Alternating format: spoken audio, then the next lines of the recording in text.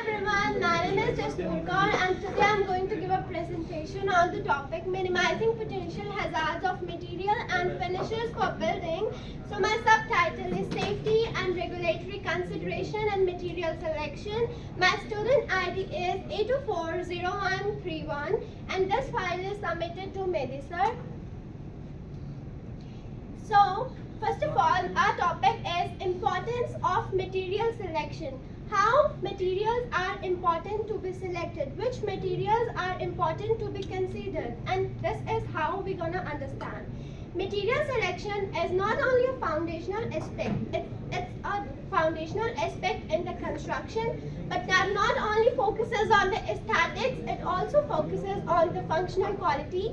So the main focus on the material selection depends on the safety and sustainability. Our material selection depends on the safety and sustainability. That's most and the foremost necessary one.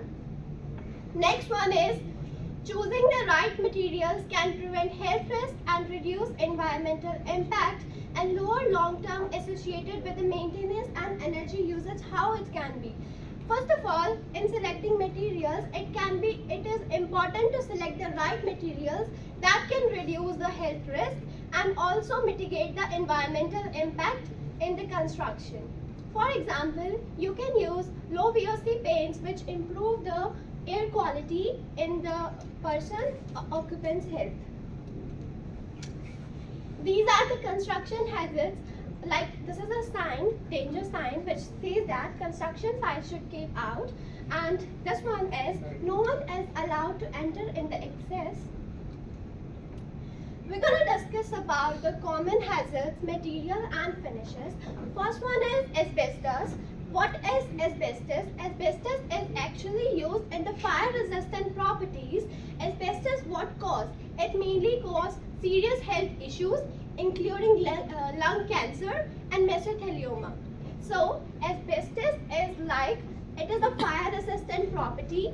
It focuses on the serious health issues, lung cancer, and asbestos is necessary to identify in the older buildings as well. What is lead? Lead is like a paint. So this paint is found in the older and plumbing systems which can lead to neurological damage. It means a brain damage. This paint can lead to a brain damage, especially in the young children who are at the age of young ones, and lead abatement procedure should be followed. Like proper renovation should be done so that this paint could not affect the neurological system of children. Next one is volatile organic compound, that is called VOC. So what is VOC? This is usually a chemical. So this chemical is emitted from what? This chemical is emitted from paints, solvents and finishes. VOC can lead to headaches, respiratory issues and other health problems as well. You can see, this is the image of headache. VOC can lead to headache. Opting for low VOC or non-VOC products are safe alternative. It means that you should not use much more chemicals and you should stay away from them. This is again danger, unsafe structure, danger, asbestos hazard, construction site and they should keep out. Now we're going to discuss about the potential hazards posed by unsafe material and finishes. These is like a caution we should not use if it is going to affect our health risks. First one is, these are the three parts. Potential risk posed by unsafe material has three subtypes. First one is health risk, structural integrity and environmental impact. How health risk is involved in the unsafe material and finishes. We are going to understand about that.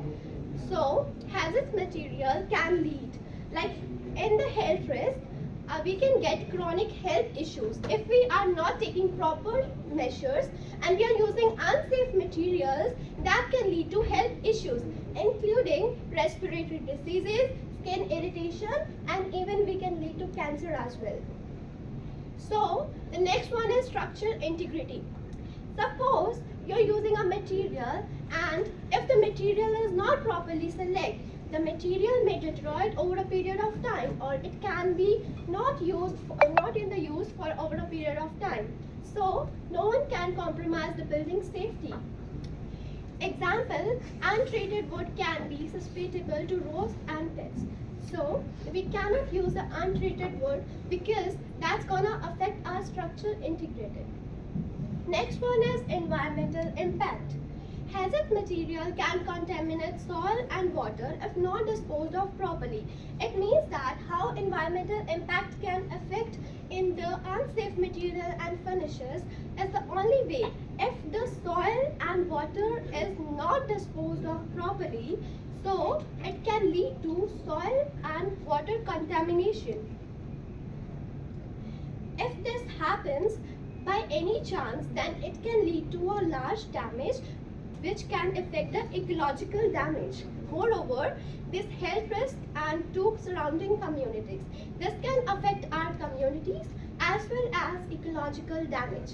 So these three are the main health risk, structural integrity and environmental impact which are involved in unsafe material and finishes. So these are some questions we should take.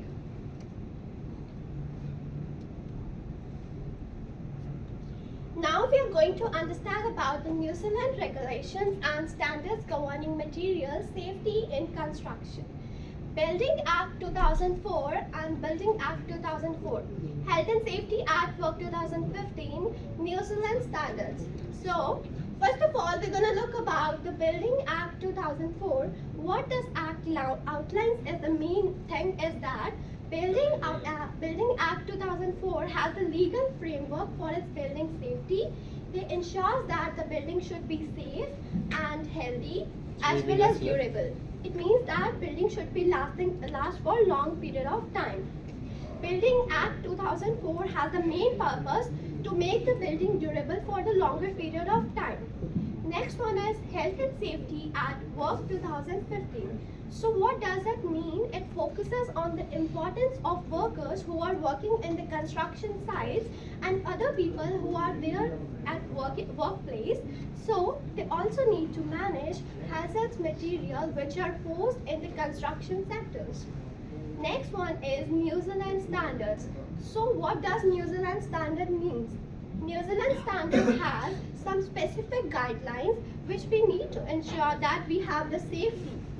Next one is, it also should be that we know how the safety matters and handling of material to some other people.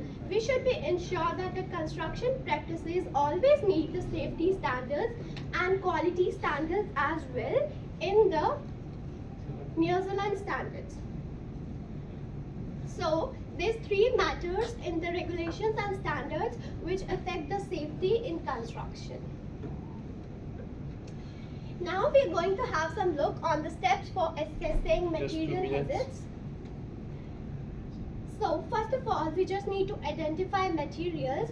So when you need to identify a material, you should always know that you are going to identify and make a list.